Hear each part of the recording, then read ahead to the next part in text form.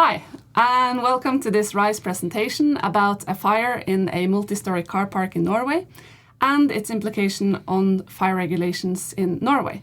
So the fire we will be talking about today is at the Stavanger airport on 7th January 2020. And the follow-up study is a simulation study on the opening degree of car park designs. Yes, so let's get started. First, we at the RISE Fire Research, we're here in lovely Trondheim. We are an accredited test lab and inspection body, and we're owned by SINTEF and RISE in Sweden. And we are the center director for FIEP Fire Research and Innovation Center. So the fire we will be talking about today is in the southwest of Norway. And here you can see a close picture of an overview picture of the airport. Stavanger Airport is located outside of Stavanger, and it's an international airport. And it has the heliport for transportation to and from offshore platforms in Norway. There is about 82,000 arrivals and departures and 4.1 million passengers per year. And if we zoom in even more, you can see the car park here, and then it's surrounded of the terminal buildings. And the car park was built in 3 steps, building step A, B, and C. And today we will focus on building step B and C, since A was not involved in the fire. And at the bottom here you can see the wind direction. It was coming from south and towards north on the day. During the fire, parts of building C collapsed, and it was quite a special situation since on the day the Prime Minister was also on site at the heliport. The fire caused the airport to be closed for about 1 day, and the reason for this was that the airport fire service helped the local fire service in their extinguishing efforts. So let's start to look at the mitigation effort and the timeline of the early phases of the fire. So at 3:25 in the afternoon, a car starts burning, and then the alarm center receives the alarm, and the fire service was dispatched, and the first fire trucks leave the stations, and after that a manual alarm button was activated in the parking building. And then the first fire trucks arrive from the fire and rescue service. At the same time, the airport control center receives the call from the heliport, and the airport fire and rescue service was dispatched. At about 10 minutes into the fire, the vehicle type that had started burning was identified to be an Opel Zafira, so not an electric vehicle. And then the first airport fire truck was in place after 19 minutes. So if we zoom out and look at the timeline of the fire for the full 48 hours when the fire lasted, the car starts burning at 0 minutes, and then all people are reported evacuated from the building. After that, there was considerable smoke production, and the message to the police was that the building can collapse after, and this was after an hour and a half at high temperatures. And because the potential of collapse, all units were told to evacuate the building, and after that, parts of the building started to collapse. Building 3 collapsed after 2 hours, and after 10 hours there were still fires going on in the building and plenty of smoke. After 26 hours, the fire service returned to the station, and there was still smoke coming from the 3rd floor after 44 hours. The incident was terminated by the fire service after 48 hours. And during this incident, the winds were around 10 to 19 meters per second. So here you can see a sketch of the fire scene. The black X marks the fire start, and the green is the seemingly undamaged vehicles, and pink marks the damage to construction. And you can see the pink X, it marks where the building has collapsed. And you can see the wind direction at the bottom here, so you see a very clear fire fan pattern here. When it comes specifically to the mitigation effort for vehicles, as I said, the first cars that started burning, the fire started in a car, And then this involved that the fire service got a notice of car on fire. And this is quite a different call out than if you have the call out for building on fire. And then after 15 minutes, you could hear several bangs from EVs.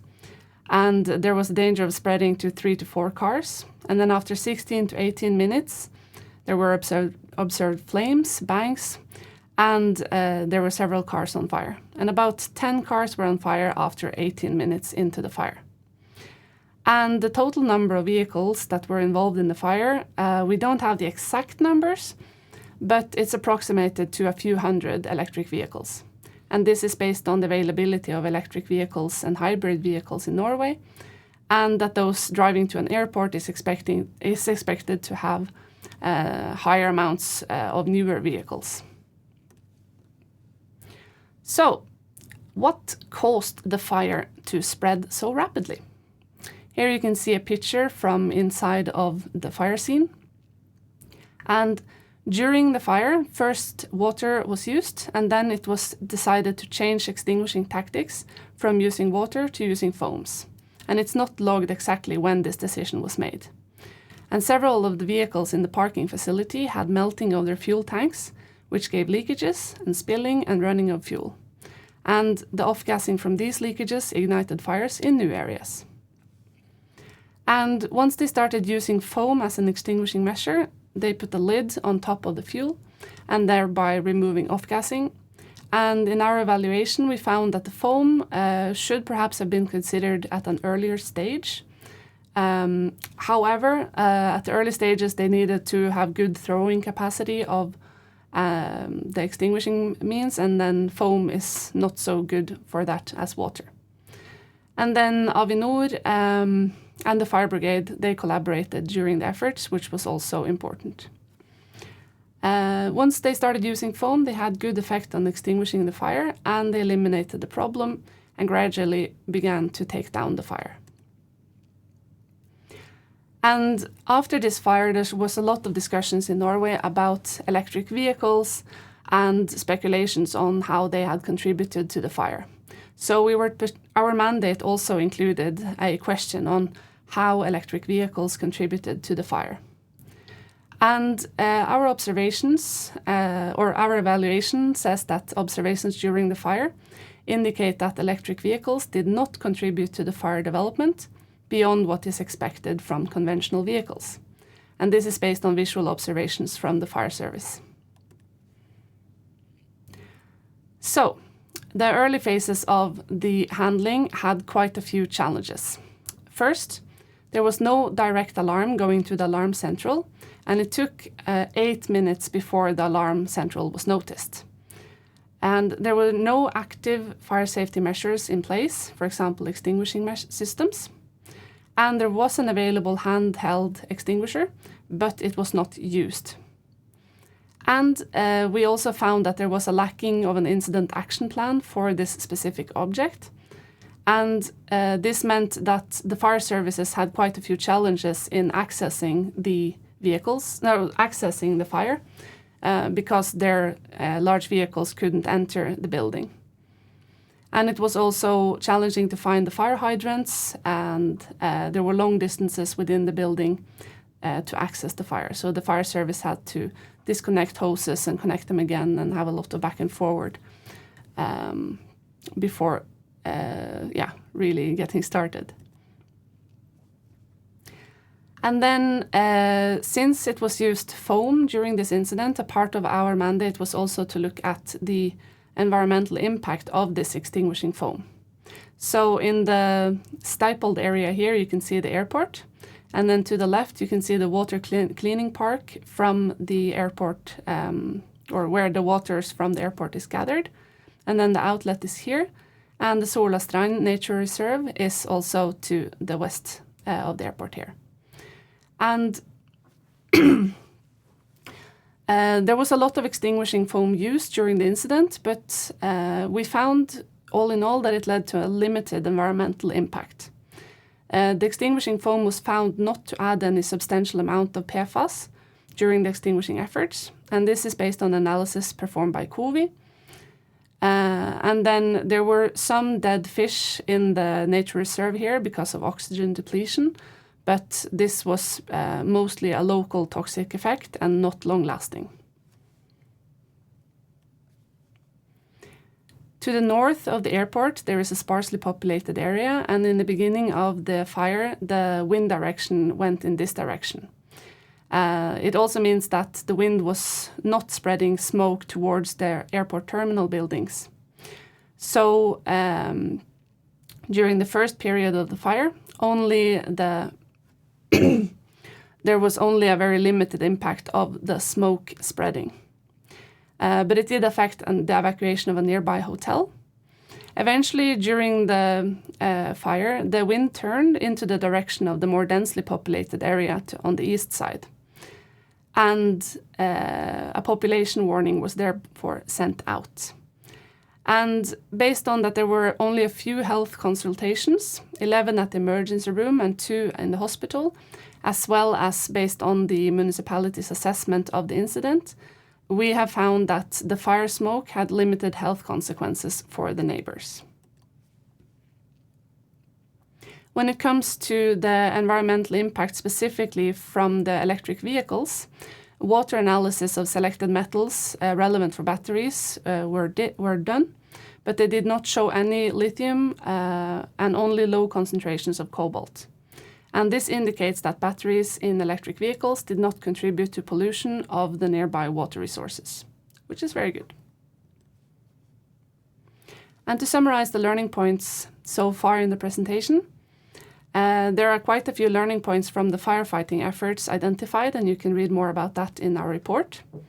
And when it comes to electric vehicles, observations indicate that they did not contribute to the fire development beyond what is expected from conventional vehicles.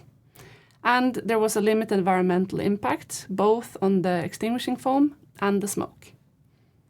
And now moving to the fire safety design of the building.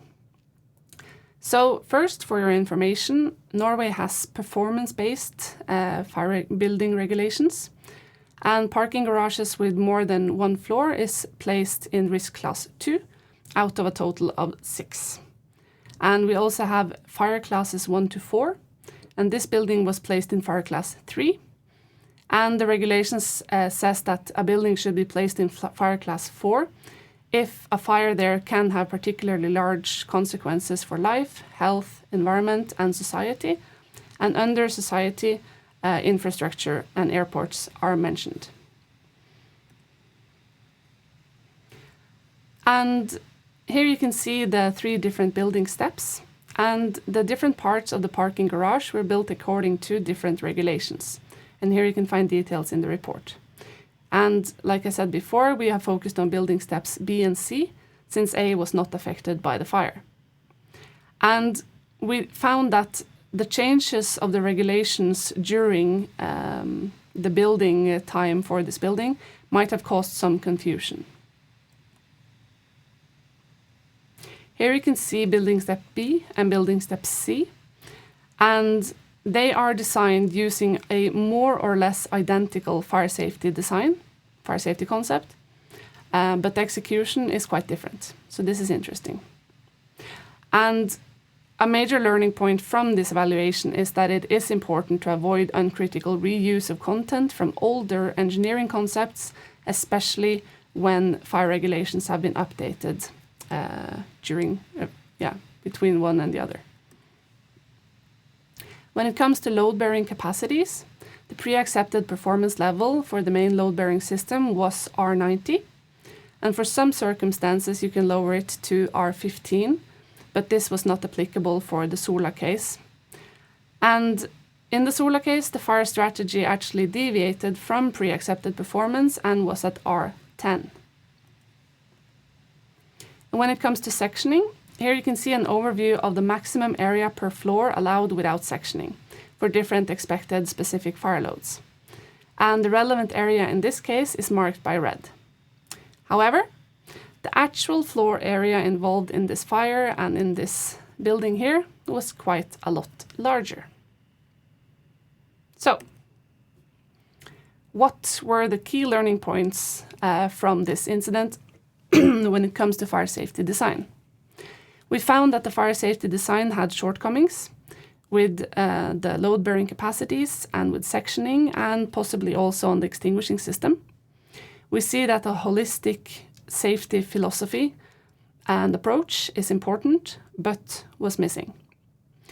And we recommend that you avoid uncritical reuse of content from older fire engineering concepts, and that a parking facility in immediate proximity to important infrastructure for society might need some different considerations from a parking facility in the middle of an open field.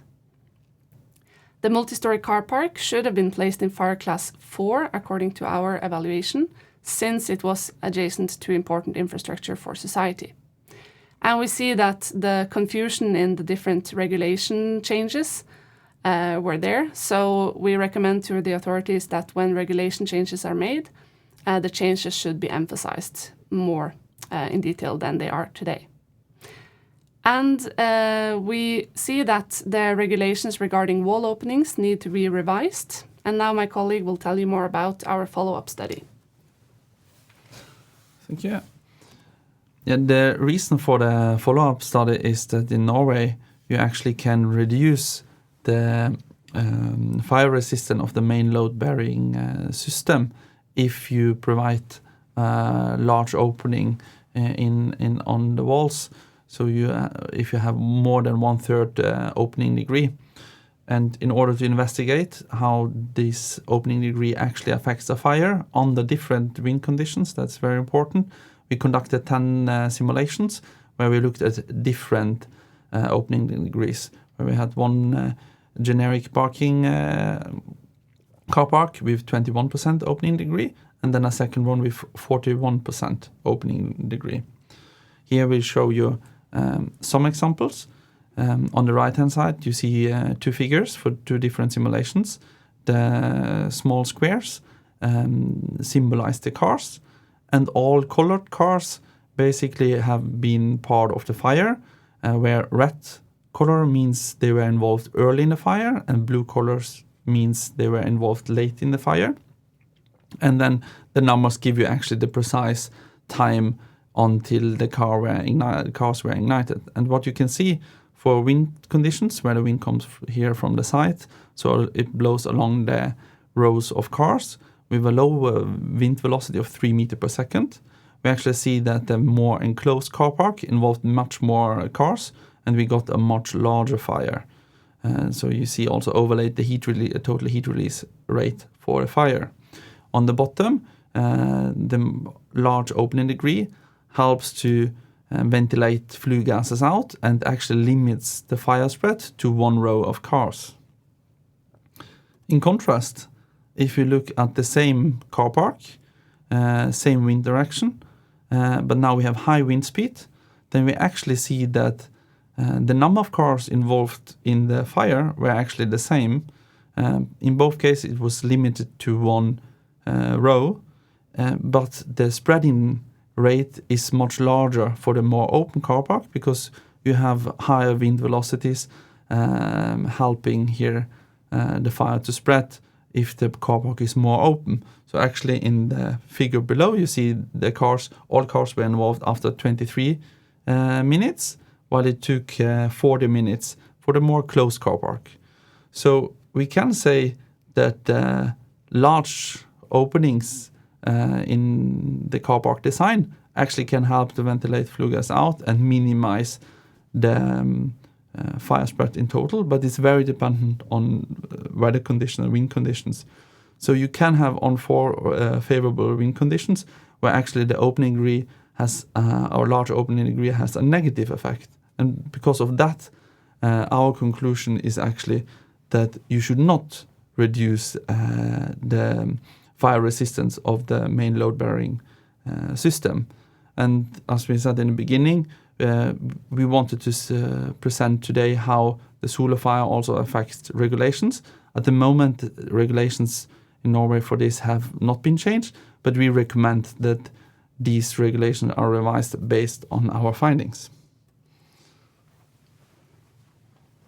Yeah, So more results both from the fire evaluation case and from the follow-up study you can find in the 3 RISE reports here. And you can also find a poster and a paper from the FIEP 2023 conference proceedings. A big thank you to all of the authors from these reports. And the studies were funded by the Norwegian Directorate for Civil Protection and the Norwegian Building Authority. And parts of this presentation has been presented at the FIEP conference in 2021 and at the FIEP Learning from Fires webinar in 2025. And those presentations were sponsored by FRIC. FRIC is funded by Gjensidigestiftelsen, but by the partners and by the Research Council of Norway. And thank you for listening.